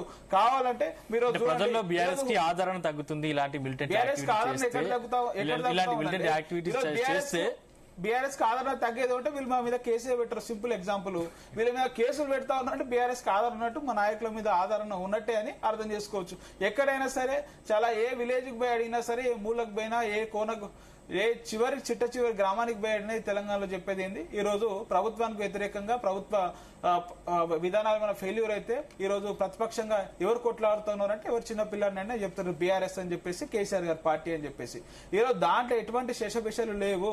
ఈ రోజు ఖచ్చితంగా బీఆర్ఎస్ పార్టీ ఏకైక పార్టీగా కొట్లాడుతున్నది సింగిల్ గా. ఈ రోజు ఆర్ఎస్ బ్రదర్స్ రేవంత్ సంజయ్ బంధం వాళ్ళకి రోజు మనకు కనబడతా ఉన్నది. ఏ విధంగా కేసుల విషయం వచ్చినా కనిపిస్తుంది, ఈ రోజు ఏమైనా అభివృద్ధి విషయం వచ్చినా ఈయన ప్రశ్నించడం వాళ్ళు లేరు. ఇట్లా ఏ రకంగా తీసుకున్నా గానీ ఈ రేవంత్ సంజయ్ ఆర్ఎస్ బ్రదర్స్ బంధం గానీ, లేకపోతే ఈరోజు కాంగ్రెస్ బీజేపీ దోస్తాన గానీ, మన మోడీ వచ్చినతో కలిసి పనిచేయనటువంటి ముచ్చట్లు గానీ ఇట్లా చూస్తా ఉంటే ఈ రోజు ప్రభుత్వం నడుస్తా ఉన్నది. కాంగ్రెస్ బీజేపీలో సంకీర్ణ ప్రభుత్వం నడుస్తా ఉన్నది ఈ రోజు తెలంగాణలో. అది అందరికీ తెలుసు. దురదృష్టం ఏంటంటే ఈరోజు పాపం అక్కడ ఉన్నటువంటి ఏఐసీసీ వేరే ఆలోచన చేస్తుంది, ఇక్కడ ఉన్నటువంటి కాంగ్రెస్ వేరే ఆలోచన చేస్తుంది, అందులో ఉన్నటువంటి టీడీపీ కాంగ్రెస్ ఇంకో ఆలోచన చేస్తుంది. వాళ్ళ విధానం అది. శ్రవణ్ కుమార్ గారు, ఇప్పుడు మనం సుమన్ గారు ఒక విషయం కాకుండా అసలు రామగుండం బొగ్గుగనులు వాటి గురించి, వాటి ఆర్థిక పరిస్థితుల గురించి కూడా చర్చించాల్సిందే. ఇప్పుడు కేసు అంటే బల్క సుమన్ గారు పెట్టిన కేసు, పెట్టాల్సిన కేసు, అదంతా ఒక చర్చ అయితే అసలు ఆయన లేవనెత్తిన సమస్య గాని అక్కడ ఉన్న సమస్యల గురించి వాళ్ళు కార్మికులు మాట్లాడుకుంటున్న తీరు ఎందుకు సమావేశం అయ్యారంటే, రామగుండం బొగ్గు గనులు ఇవన్నీ కూడా ఇప్పుడు గతంలో 2014లో తెలంగాణ ఏర్పడుతున్నప్పుడు 400 కోట్లకు ఉన్నటువంటి ఆ లాభాలు 2000 కోట్ల వరకు చేరింది. ఆ తర్వాత లాభాలనే ఉన్నాయి. కానీ ఈ రోజు 2023 తర్వాత 4000 కోట్ల రూపాయల ఓవర్ డ్రాఫ్టింగ్ ఉంది. దానికి చెల్లించాల్సిన విద్యుత్ బకాయిలు కానీ అవన్నీ కూడా స్తంభించబడి ఉన్నాయి. అలాగే వాటి నిధులు మళ్లింపు జరిగింది. ఫుట్బాల్ మ్యాచ్ కోసం 10 కోట్ల రూపాయలు దుర్వినియోగం చేశారు. అంటే కార్మికులు, ఒక్కొక్కరు కార్మికులు ఆ ఎండలోనో ఆ హీట్ వేడిలో వాళ్ళ జీవితాలను బలంగా పెట్టి కార్మికులు చేస్తున్నటువంటి ఆ బంగారం గని లాభాలను సంక్షేమానికి ఉపయోగించకుండా వాళ్ళ వ్యక్తిగతమైన ఎవరి కళ్ళల్లో ఆనందం చూడడానికో, ఎవరితో ఆట ఆడాలనేటువంటి కోరిక నెరవేర్చుకోవడానికి ఒక ఫుట్బాల్ మ్యాచ్ వాడి దానికి రామగుండంతో 10 కోట్ల రూపాయలు దుర్వినియోగం చేసినటువంటి విధానాన్ని కూడా ప్రశ్నించాల్సి ఉంటుంది. ఇంకొక వైపు కేంద్ర ప్రభుత్వం దాన్ని ఖచ్చితంగా ప్రైవేటీకరణ చేసి ఆదానికో అంబానీకో కట్టబెట్టాల ప్రయత్నం చేస్తున్నారు. ఆ నిర్ణయానికి వెనకాలే ఇప్పుడు ఈ రామగుండం గాని, ఈ బొగ్గు గనులు గాని ఇవన్నీ కూడా నష్టాల వైపు, సమస్యల వైపు నెట్టేస్తున్నారా? తెలంగాణ కొంగు బంగారం అనేటువంటి ఈ బొగ్గు గనులను ప్రైవేటు పరం చేసే కుట్రకు రేవంత్ రెడ్డి భాగస్వామ్యం అవుతున్నాడా, చీకటి ఎజెండా నడిపిస్తున్నాడా అనేది అనుమానాలు ఉన్నాయి. కాబట్టి దాన్ని బలంగా అంటే కార్మికుల యొక్క హక్కులకు, కార్మికులకే చెందేలా తెలంగాణ పొంగు బంగారం తెలంగాణ ప్రయోజనాలకు ఉపయోగపడేటువంటి స్థిరమైనటువంటి నిర్ణయాలు జరగాలి. వాటి గురించి ఆలోచించాల్సి ఉంటుంది. ఈ రాజకీయాలు విమర్శలు కన్నా మన తెలంగాణ గడ్డకున్నటువంటి ఆ పొంగు బంగారమైనటువంటి నల్ల బంగారాన్ని తరలించే ప్రయత్నం అదానికో తరలించే ప్రయత్నానికి కుట్ర దాగి ఉంది. దాన్ని మాత్రం మనం పసిగట్టాలి, దాన్ని ప్రశ్నించాల్సి ఉంటుంది. ఈ విధానానికి కాంగ్రెస్ పార్టీ తరఫున రేవంత్ రెడ్డి గారు ఎలాంటి చర్యలు తీసుకోబోతున్నారు? మన ప్రతినిధి గారు ఉన్నారు, మన వాళ్ళ ద్వారా చర్యలు వేయండి, వాళ్ళు ఎలాంటి సమాధానం చెప్తారు అని నేను వెయిట్ చేస్తున్నాను. చెప్పండి జితేంద్ర గారు. ఓకే అండి, ఇప్పుడు ఇంతకుముందు వారు చెప్తున్నట్టుగా దీని విషయంలో భట్టి గారు ఆల్రెడీ దీని మీద ఒక కమిటీ వేసిండ్రు, దాన్ని ఇమీడియట్లీ రద్దు చేసిండ్రు. ఏదైనా కూడా గతంలో అనేక రకాలుగా కుంభకోణాలు జరిగినాయి. భూ కుంభకోణాలు జరిగినాయి, విద్యుత్ కుంభకోణం, నీటి కుంభకోణం, కాళేశ్వరం కుంభకోణం, అనేక రకాలుగా గొర్రెలు బర్రెలు ఎన్నో రకాల కుంభకోణాలు జరిగినాయి. దాని విషయంలో ఇప్పుడు ఇది మరి ఇప్పుడున్నటువంటి బొగ్గు గనుల విషయంలో కూడా భట్టి గారు ఆల్రెడీ చెప్పిండ్రు, దాన్ని రద్దు చేసిండ్రు నైని దాన్ని కానీ దాని ఉన్నటువంటి టెండర్ ని. కాబట్టి మాది ఎప్పుడైనా కూడా మా రాష్ట్ర గవర్నమెంట్ ముఖ్యమంత్రి గారి రేవంత్ రెడ్డి గారి నేతృత్వంలో ఏదైనా కూడా పారదర్శకంగా జరగాలన్నట్టే మరి అవన్నీ ఇప్పుడు వేసినటువంటి కాళేశ్వరం విషయం కూడా దాన్ని సిబిఐకి ఇవ్వడం జరిగింది. ఏదైనా సరే ఇక్కడ జరుగుతున్నట్టు ఇంతకుముందు గత 10 సంవత్సరాలు జరిగినటువంటి ఏదైనా సరే ప్రజలకు సంబంధించింది అది అన్యాయకాంతం అయినప్పుడు, కుంభకోణాలు జరిగినప్పుడు వాటిపై కమిషన్స్ ఏర్పాటు చేసినాము, కేసులు పెట్టినాము, ఎంక్వైరీలు జరిగినాయి. ఈ రోజు సిబిఐ కూడా పోయింది. మరి బీజేపీ వారు ఇప్పటి వరకు కూడా దాని మీద చేసుకోలేకపోయినరు. ఏమండి చెప్పండి. ఏంటంటే అది పట్టిగారు రద్దు చేసింది, వాళ్ళ లెక్కలు దగ్గర వాళ్ళ పంచాయతీ దగ్గర వాటి దాని వెనక జరిగినటువంటి టెలికాస్ట్ అయిన అంశాలు అన్ని కూడా ప్రజలు చూశారు. కేవలం కుంభకోణాన్ని రద్దు కాదు, లెక్కల పంచాయతీ దగ్గర రద్దు భావిస్తుంది. అంటే ఎవరికి ఆ టెండర్ కావాలి, ఎందుకు రాలేదు, రాని వాళ్ళ మీద ఎందుకు కుట్రలు చేశారు, వచ్చే వాళ్ళు ఎలాంటి కథనాలు మీడియాలో ఉండి వార్చారు, ఇవన్నీ కూడా చూసింది తెలంగాణ సమాజం. అది కేవలం కుంభకోణాన్ని ఆపేటువంటి రద్దు కాదు, కేవలం లెక్కల పంచాయతీ జరగకపోవడం వల్ల జరిగినటువంటి రద్దుగా భావిస్తున్నాను. ఇప్పుడు రద్దు చేయడం అనేది రద్దు చేసిండ్రు కదండి. ఏ విషయమైనా సరే ఇప్పుడు ఏ విషయమైనా పారదర్శకంగా ఉండాలనేది మా ప్రభుత్వం ఉంది. అటు మంత్రులు గాని, ఇటు ముఖ్యమంత్రి గాని, మా డిప్యూటీ సీఎం గాని ఇప్పుడు ఏమన్నా ఉంటే కుంభకోణాలు ఉంటే ఈ 2.5 సంవత్సరాలలో జరిగినాయి ఒక్కసారి తీసుకురామానండి. ఒక్కటన్నా తీసుకొచ్చిండ్రా? ఒక్కటన్నా కూడా ఈ రోజు వరకు ఒక్కటి తీసుకురాలేదు. ఇప్పుడు వీళ్ళే ఇంతకు ముందు ఇప్పుడు సోదరులు చెప్తున్నారు 2014 నుంచి 2007 మధ్య కాలంలో రైతులపై పెట్టిన కేసులు 5,000 పైసలకు కేసులు పెట్టారు 10 సంవత్సరాల వారు. అదేవిధంగా అరెస్ట్ చేసిన రైతులు ఉద్యమకారులపై కూడా 10,000 కేసులు పెట్టిన వీళ్ళు. అదేవిధంగా జైల్లో పెట్టిన వాళ్ళు 3,000 మందిని జైల్లో పెట్టింది. ఇలా మేము ఆ రకంగా ఎవరిని కూడా హింసించట్లేదు. ఎవరిని కూడా మేమేమంటున్నాం, ఏది చేసినా కూడా మా ముఖ్యమంత్రి గారు ప్రతిదీ కూడా రేవంత్ రెడ్డి గారి సారథ్యంలో రాష్ట్రంలో నడుస్తున్నటువంటి ప్రభుత్వము పారదర్శకంగా ఉండాలి, పెట్టుబడులు రావాలి. ఈ రాష్ట్రంలో ఇంతవరకు జరిగినటువంటి దాదాపుగా 8 లక్షల పైచిలకు అప్పులు చేసినటువంటి ఈ రాష్ట్రాన్ని అభివృద్ధి వైపు ఒకవైపు, సంక్షేమం ఒకవైపు ఈ రకంగా చేయాలనే సంకల్పంతో ముఖ్యమంత్రి గారు ఉన్నారు. దానికి అనుగుణంగా దాదాపుగా ఈ రోజు 8 లక్షల కోట్ల పెట్టుబడులను ఆకర్షించడానికి ఇప్పుడు ఫీచర్ సిటీ కోసం ఏర్పాట్లు చేస్తున్నారు. అదేవిధంగా 2047 వరకు దీన్ని ఒక రాష్ట్రాన్ని ఒక $3 ట్రిలియన్ గా రూపొందించాలనే ఒక నియమ నిబంధనలతో ముందుకు పోతున్నారు. మరి ఉద్యోగాలు రావాలి. ఇప్పుడు ఈ రోజు చూడండి, హైదరాబాద్ లో దాదాపుగా ఐటీ ఉద్యోగులు 10 లక్షల మంది పనిచేస్తున్నారు. ఇక్కడ అందులో 2 లక్షల మంది హైదరాబాద్ మాట్లాడుతున్నారు. అనేక సమస్యలు ఉండే నివేదిక ఇచ్చాడు కదా డెవలప్ గురించి కాదు జితేంద్ర గారు, డెవలప్ గురించి కాదు, మనం చర్చలోకి వద్దాం. అదే కాదండి, ఏదన్నా ఉంటే ఆ విధంగా ఇంతవరకు చేసినటువంటి అట్లాంటివి ఉన్నాయి. అవన్నీ విషయాలు మరి చెప్పాలి కదా, వీళ్ళకి చెప్పాలి కదా. నాకు క్వశ్చన్ ఉందండి మీకు. ఇప్పుడు ఫ్యూచర్ సిటీ గురించి మాట్లాడుతున్నారు. ప్రెసెంట్ సిటీ పరిస్థితి ఎలాగుందో చూసారా మీరు? రోడ్లు ఎలాగున్నాయో చూసారా? రేపు వర్షాలు వస్తే ప్రజల పరిస్థితి అంటే ప్రజల జీవన పరిస్థితి ఎలాగవుతుందో తెలుసా మీకు? ఒక హైదరాబాదే చాలా ఇబ్బందికరంగా మారిపోతుంది. ఉన్న సిటీని సరిచేయలేండి, మనకి ఫ్యూచర్ సిటీ ఎందుకు సార్? ఉన్న సిటీలో తెలంగాణలో స్కూల్స్ ఎలాగున్నాయి సార్? స్కూల్స్ ని మీరు మా గవర్నమెంట్ రాగానే అన్ని స్కూల్స్ ని గవర్నమెంట్ మోడర్నైజ్డ్ స్కూల్స్ గా మారుస్తాము అన్నారు. ఎన్ని స్కూల్స్ ని మార్చారు సార్? ఇప్పుడు ఇక్కడున్న యువతకి ఎంత ఉపాధిని ఇవ్వగలిగారు? ఏమన్నా వైట్ పేపర్ రిలీజ్ చేయగలరా? ఓకే, ఇప్పుడు ఉద్యోగాలు దాదాపు 70,000 ఉద్యోగాలు ఇవ్వగలిగినాం. నా దగ్గర 16,000 ఇంతకుముందు ఉద్యోగాలు. అనేక సందర్భాలు చెప్పగలిగినాం. 16,000 వినాలి సోదర, అవునన్నా. ఉద్యోగాలు ఇవ్వగలిగినాం. అదే ఒక్క నిమిషం ఆగండి. మీరు మరి మా సోదరి చెప్తున్నది, కిషన్ రెడ్డి గారు గడిచినటువంటి జిహెచ్ఎంసీ ఎలక్షన్ లో 10 లక్షల కోట్ల రూపాయలు తెస్తా అని చెప్పారు సెంటర్ నుంచి. ఒక్క రూపాయి ఈ రోజు వరకు తీసుకురాలేదు కదమ్మా. ఎందుకు ఇప్పుడు ఇద్దరు తీసుకురాలేదండి? మంత్రులు ఉన్న మన ఎందుకు రాష్ట్రంలో తీసుకురాలేదు? రాష్ట్ర అభిమానం ఉండాలి కదా. సార్, ఈ విషయంలో మళ్ళీ చర్చ పెట్టుకుంటే బీజేపీ ఎంపీల ద్వారా బీజేపీ ఎంపీస్ ద్వారా తెలంగాణకి ఎన్ని నిధులు అందాయి అనేది నేను ఖచ్చితంగా మీతో మాట్లాడతాను. రీసెంట్ గా కూడా ఖచ్చితంగా మాట్లాడతాను. కిషన్ రెడ్డి గారు ఏం తీసుకొచ్చారు, బండి సంజయ్ గారు ఏం తీసుకొచ్చారు, రఘునందన్ రావు గారు ఏం తీసుకొచ్చారు, డికే అరుణ గారు ఏం చేశారు, అన్ని మాట్లాడుకుందాం సార్ మనం. అన్ని మాట్లాడుకుంటాం. సున్నా పనులు చేస్తుంది మీరు, మీకు సున్నానే కనిపిస్తుంది అన్ని విషయాల్లో. చేసిపోయినటువంటి రాష్ట్రాన్ని ఒకవైపు వడ్డీలు కట్టుకోవాలి, ఒకవైపు అభివృద్ధి చేయాలి. సార్ మీరు ఒక నిమిషం, జితేందర్ రెడ్డి గారు, కాంగ్రెస్ ప్రభుత్వము తెలంగాణ ప్రజలు అవకాశం ఇస్తే ఈ రాష్ట్రాన్ని అప్పుల పాల నుంచి బయటకు తీసుకొస్తాము, ఈ రాష్ట్రం ఒక అభివృద్ధిని పెద్ద అంటే ఎవరు చూపించిన విధంగా మ్యాప్ లో చూపిస్తామని ప్రామిస్ చేసినటువంటి నాయకులు మీరు. మీరు ఎలక్షన్ ఒక నిమిషం, అప్పుడు మీకు తెలియదా సార్ తెలంగాణ ఇంత అప్పుల్లో ఉంది, ఇన్ని కష్టాల్లో ఉంది, ఇన్ని ఇబ్బందుల్లో ఉన్నప్పుడు మీకు తెలియదా సార్? మీరు ఎలా ప్రామిస్ చేశారు తెలంగాణ ప్రజలకి?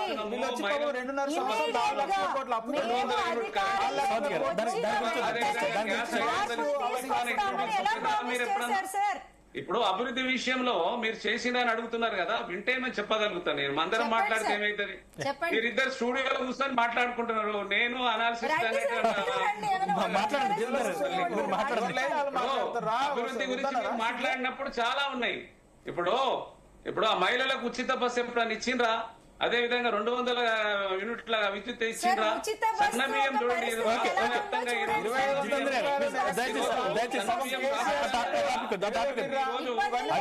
అభివృద్ధి గురించి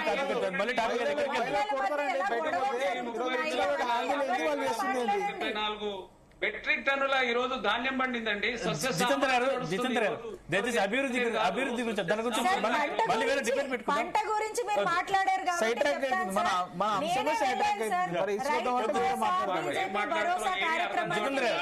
బాల్కసుమన్ మీద మీరు యాక్షన్ తీసుకుంటున్నారు, కళ్ళారా చూసి వచ్చాను సార్ నేను. రోజు బ్రహ్మాండంగా ప్రభుత్వం అనేది బ్రహ్మాండంగా చేస్తున్నది. ప్రజలంతా సంక్షేమం వైపు ఉన్నారు, అందరికి సంక్షేమం అందుతుంది.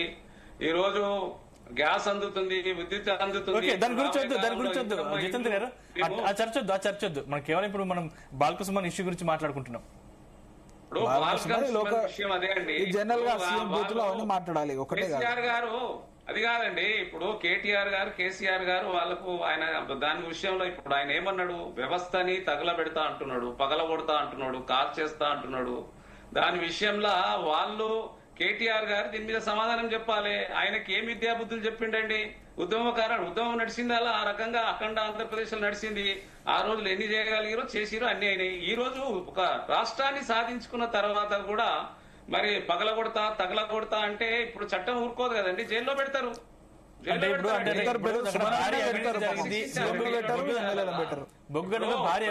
రెచ్చగొట్టి దాంట్లో భారీ అవినీతి జరిగింది, దాంట్లో కుట్ర దాగుంది. దాంట్లో కుట్ర దాగుంది, భారీ అవినీతి జరిగింది. దానికి సంబంధించి మాత్రమే మా ఆక్రోశం వెళ్ళగక్కమనేది వీరాస్ చెప్తున్నటువంటి మాట. ఈరోజు నైనిస్ కోల్ స్కామ్ ఉన్నది, ఇప్పుడు సిట్టేషన్ లాస్ట్ ఇప్పుడు కోమటిరెడ్డి వెంకరెడ్డి గారి మీద ఎవరు కథనాలు నడిపారు? మరి నైనిస్ కోల్ స్కామ్ జరుగుతూనే కదా టెండర్లు రద్దు చేసింది. ఇవన్నీ మాట్లాడదాం మనం.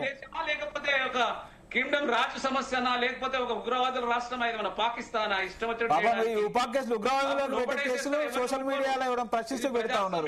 దాన్ని కూడా మీరు దుర్వినియోగం చేశారు. కానీ ధ్వంసం చేస్తా, ప్రజల్ని ఇష్టం వచ్చినట్టు చంపేస్తా అంటే ఎవరైనా సరే, ఎవరెవరు సంపర్ ఎగ్జాంపుల్ సరే అందరిపైన చర్య తీసుకోవాల్సిందే.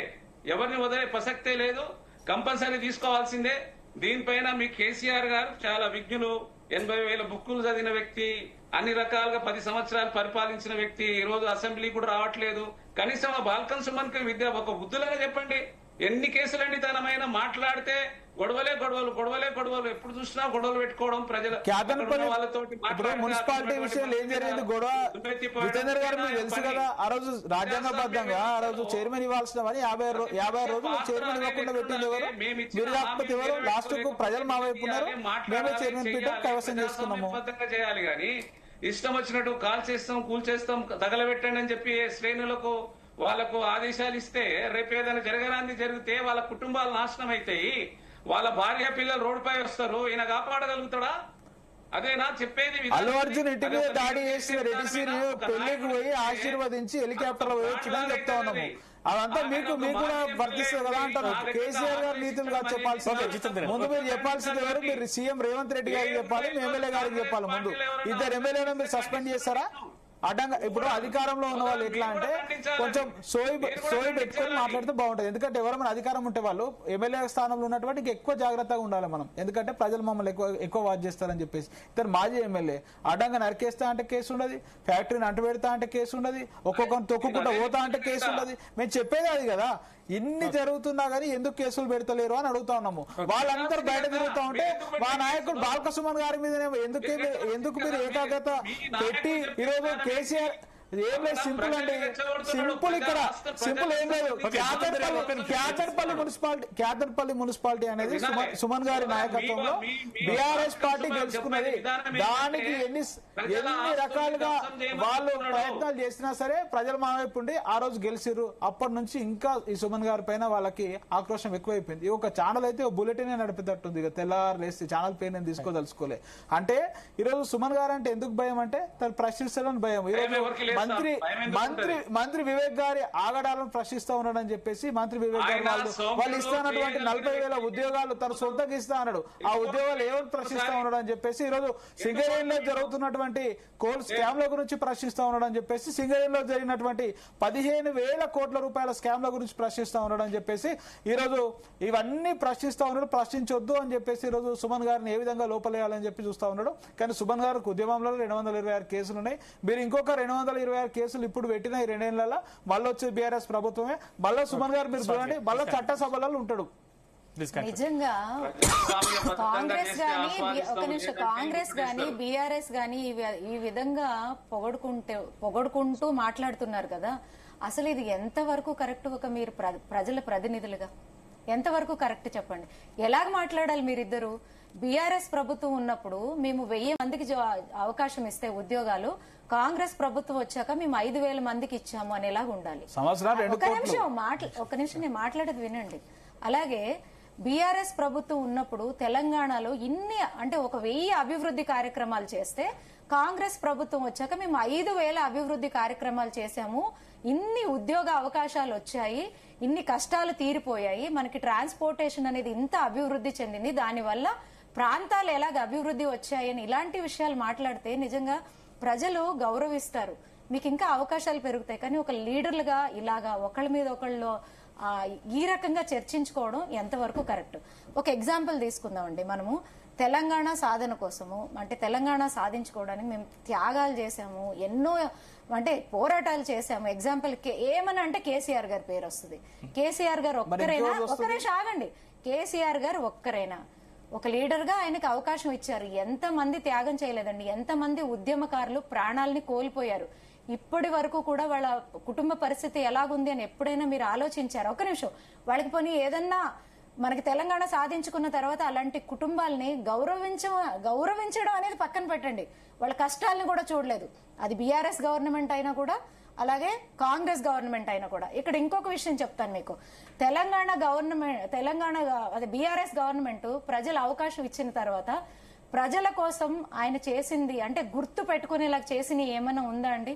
మీరు కాళేశ్వరం స్కామ్ తీసుకోండి, అలాగే కవిత లిక్కర్ స్కామ్ తీసుకోండి. ఒక్క నిమిషం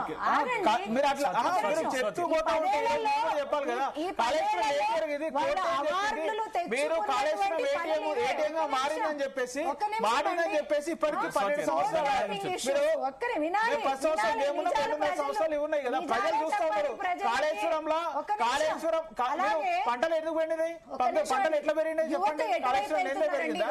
ఏదో ఒకటి పంట కలిసి మీద వేస్తూ ప్రభుత్వం వచ్చింది, కాంగ్రెస్ ప్రభుత్వం తెలంగాణ అస్తిత్వాన్ని తెలంగాణ ఫార్మేషన్ కూడా ప్రశ్నించే ప్రయత్నం గవర్నమెంట్ భూములన్నీ ప్రైవేట్ కంపెనీల పర్సన్స్ కి కంపెనీలకి ఇస్తున్నారంట. గవర్నమెంట్ భూముల్ని వాళ్ళకి ఇచ్చే రైట్ వీళ్ళకి ఎవరు ఇచ్చారండి? ఎంత దాన్ని ఈవేళ మనకి చాలా ముఖ్యమైనటువంటివి హిస్టరీకి చాలా అంటే ఒక ప్రాశస్త్యం ఉన్నటువంటి ప్రాంతాల్లో టెంపుల్స్ ని కూడా పడగొట్టేస్తున్నారు. అంటే ఈ గవర్నమెంట్ భూములన్నీనేమో ప్రైవేట్ కంపెనీలకు అమ్మేసి ఏదైతే మనకి ఐకాన్ గా ఉండేటటువంటి ప్రదేశాలనేమో ఆ టెంపుల్ ని కూలగొట్టి ఏమి సందేశాన్ని ఇస్తున్నారు వీళ్ళు? ఎటువంటి పనుల్ని చేస్తూ ప్రజలకి మీరు ఇక్కడే న్యాయం చేయలేనోళ్ళు ప్రజలకి ఏం న్యాయం చేస్తారండి? మీరు ఇచ్చిన ప్రామిసెస్ ని నిలబెట్టుకోలేనప్పుడు మీ పదవుల నుంచి తొలగిపోతే ఈ ప్రజలకి సర్వీస్ చేసే వాళ్ళన్నా ముందుకు వస్తారు. ఇప్పుడు కాళేశ్వరం ఏటీఎంగా మారిందని పాప అమిత్ షా వచ్చి మోడీ వచ్చి అందరు చెప్పిపోయారు. అందులో ఏం లేదు రాబాయ్ అని చెప్పి అన్ని సంస్థలు చెప్పింది. ఇప్పటికి కాళేశ్వరం మీద వీళ్ళు చేస్తున్న కుట్రలన్నీ కూలిపోయినాయి. అది నెంబర్ 1. Let me complete. మీరు ఏం చేసి 1000 కోట్ల చేస్తారండి? ఈ రోజు మోకాలికి పోవడం అవగాహన రాష్ట్రం అవగాహన రాకుండా వచ్చి 1000 కోట్ల మీకు 2000 కోట్లు ఇస్తామని తీసుకురండి. కాదు ఇప్పుడు మీరు ఏటీఎం గా మారింది కదా. కేంద్రంలో అధికారంలో కేంద్రంలో 12 సంవత్సరాలుగా అధికారంలో ఉన్నారు కదా. ఏం చేసిర్రు? ఈరోజు ఈ ప్రజలకు ఈరోజు ఒక దుర్మార్గమైన ఒక విష ప్రచారం ఈ రోజు కాంగ్రెస్ బీజేపీలు చేస్తా ఉన్నాయి. ఈ రోజు కేంద్రంలో అధికారంలో కదా. ఈ రోజు వచ్చేదో వేగంగా మాట్లాడడం కాదు. కేంద్రంలో అధికారంలో సంస్థలన్నీ మీ చేతుల్లో సంస్థలు ఇన్వెస్టిగేషన్ ఏం తేలింది? ఇన్వెస్టిగేషన్ ఏం తేలింది చెప్పండి. ఇన్వెస్టిగేషన్ ఏం తేలింది చెప్పండి. ఈ రోజు మరి బాధ్యులైన వారు లోపలేయండి. ఎందుకు వేస్తలేరు? ఏం లేదు. ఒకటే చెప్పేది ఏంటంటే ఒక కేవలం చెప్పాలా వాళ్ళ నాయకుల ఎన్నికలలో మాట్లాడినట్టు మాట్లాడుతోంది సోదరి.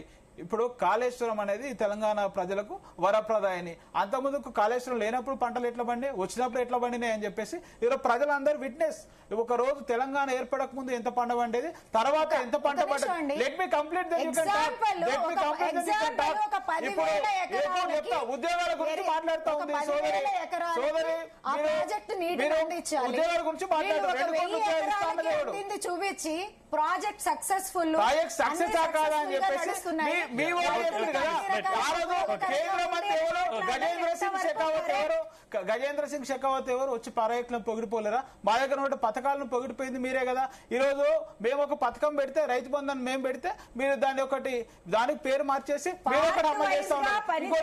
ఇంకోటి చెప్తా ఈరోజు అవార్డులు ఇచ్చింది ఎవరంటే కాళేశ్వరం గొప్పదని చెప్పి ప్రశంసించింది బీజేపీ మంత్రులు ప్రశంసించారు. కావాలంటే రికార్డ్స్ బయట పెడతా మీకు సమయం ఇస్తే. స్టూడియోలో కూర్చొని ఈ రోజు మీరు అబద్దాల సెంటర్ నడపదని చెప్తా ఉన్నాము. మీరు అబద్దాలని చెప్తే ప్రజలు చూస్తా ఉన్నారు. ఇంకొకటి 2 కోట్ల ఉద్యోగాలు ఇస్తా ఉన్నది ఎవరండి? మీరు కదా. ఈ రోజు గుండు సున్నా ఇస్తా ఉంది ఎవరండి? ఈ రోజు డబుల్ ఇంజిన్ సర్కార్ ఉన్నదని ఇప్పుడు ఆంధ్రాలో మస్తు ఇస్తున్నారు అని చెప్పేసి కేంద్ర మంత్రి బండి సంజయ్ మాట్లాడలే. ఈ రోజు ఎందుకు వస్తలేవండి ఇక్కడికి? ఈ రోజు ఒక్క నేషనల్ ఇన్స్టిట్యూట్స్ ఎందుకు తీసుకొస్తలేరండి? ఈ రోజు వాళ్ళు ఇచ్చినటువంటి హామీలు ఏమైనాయి? ఈ రోజు ఏమైతే తెలంగాణకు ఎన్ని ఉద్యోగాలు ఇచ్చారు? అసలు తెలంగాణకు ఎన్ని హామీలు ఇచ్చారు? ఎన్ని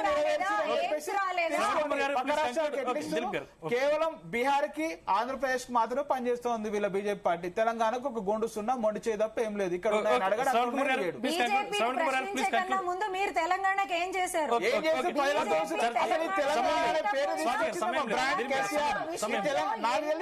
తెలంగాణ నుంచి అయిపోయినట్లేదు. ఒకసారి ఆధార్ కార్డు మాట్లాడదాం. బరాబర్ నైల్ సోదరు తెలంగాణ అనిపిస్తలేదు. శ్రవణ్ కుమార్ గారు ప్లీజ్ కంక్లూడ్.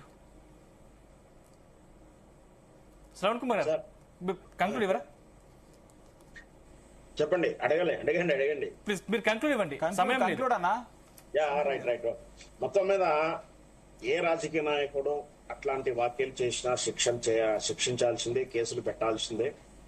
గతంలో నేను ఇంతకుముందు ప్రశ్నించినట్టు కొన్ని కేసుల విషయాలు అలసత్వం వహించినటువంటి రేవంత్ రెడ్డి గారు ఖచ్చితంగా వాళ్ళ మీద కూడా కఠినమైన చర్యలు తీసుకోవాల్సిందే. పారదర్శకత అని చెప్పాడు మన కాంగ్రెస్ ప్రతినిధి గారు. అలాంటి పారదర్శకతని నేను ఎక్స్పెక్ట్ చేస్తున్నా. అది కనిపించట్లేదు, చెప్పడం వరకే. ఇకపోతే ఇంతగా సీరియస్ గా రియాక్ట్ అవ్వడానికి కారణమైనటువంటి రామగుండం సమస్యల వైపు పరిష్కారం వైపు పరిష్కారం వైపు వెళ్లకుండా వాటిని అణగదొక్కాలనో లేదా సుమన్ నోరు మూస్తనో అయిపోతాయనుకుంటే అది భ్రమ అవుతుంది. ఖచ్చితంగా రామగుండం అనేది తెలంగాణ కొంగు బంగారం. వాటిని ప్రైవేటీకరణ చేసే ప్రయత్నాలు, వాటి వెనక రాసే ఎజెండాలు ఉండే ప్రమాదం ఉంది. కాబట్టి అటువైపు తెలంగాణ సమాజం గాని, తెలంగాణ ప్రతినిధులు గాని, పాలకులు గాని అభిపసిగట్టి అది నష్టాలలోకి వెళ్లకుండా దాన్ని దుర్వినియోగం అంటే నిధుల దుర్వినియోగం జరిగింది. ఆల్రెడీ కార్మికుల భవిష్యత్తు మీద ప్రశ్నార్థకాలు వస్తా ఉన్నాయి.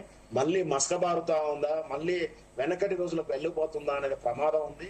ఇది స్వార్థ రాజకీయ నాయకులు, కుంభకోణాలు, టెండర్ల మీద ఉన్నటువంటి శ్రద్ధ వాళ్ళ జీవిత ప్రమాణాలను పెంచే విషయంలో కానీ వాళ్ళ ఆర్థిక ప్రయోజనాల విషయంలో లేదు. అటువైపు చర్చ జరగట్లేదు. వాటి మీద చర్చ జరగాలి, వాటి వైపు దృష్టి పలించాలి పాలకులు. తెలంగాణ హక్కుగా ఉన్నటువంటి ఆ రామగుండాన్ని కాపాడాల్సిన బాధ్యత మన అందరి మీద ఉంది.